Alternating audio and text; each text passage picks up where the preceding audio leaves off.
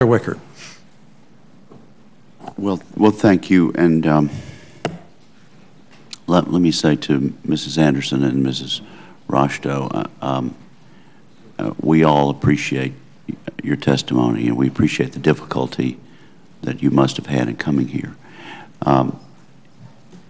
You shouldn't have to be sitting there talking about legal points, but it's become necessary.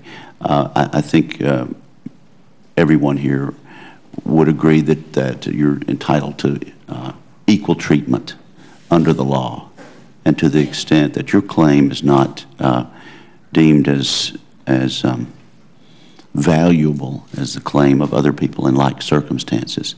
We appreciate the difficulty you had in coming here and bringing that to our attention, and we appreciate it. And I hope that there is a remedy for you, and believe there is. Let me just ask with regard to Mr. McAllister's testimony. How long now have you been pursuing this waiver? The waiver filing, first waiver filing with Admiral Allen's office was on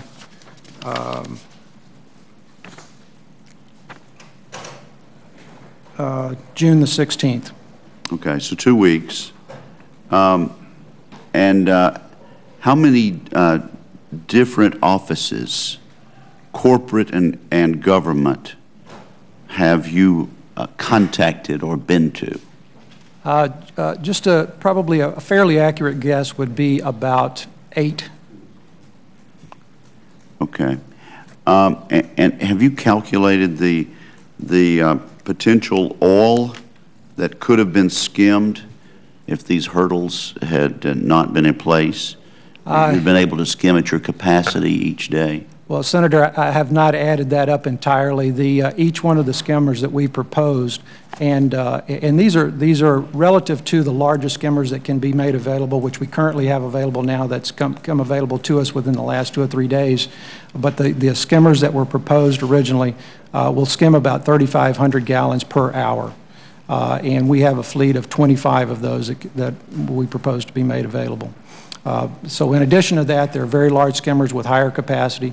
These skimmers are very efficient. They are specialized vessels that, unlike what you see, which is dragging boom behind boats and gathering up and either burn or trying to siphon off the oil, these are skimmers that actually collect the oil in the belly of the vessel, run it through a weir system, and separate the oil from the water.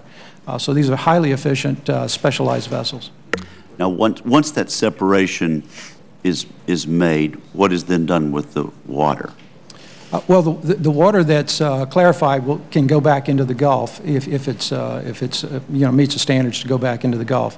But these particular vessels are not. They don't have centrifuges on them like like Kevin Costner's centrifuge that they're trying to get approved. So the water would have to be treated before it can go back in the Gulf. But the bulk of the oil is separated, so you can treat lightly contaminated water, take the bulk oil, and either process it or dispose of it as appropriate.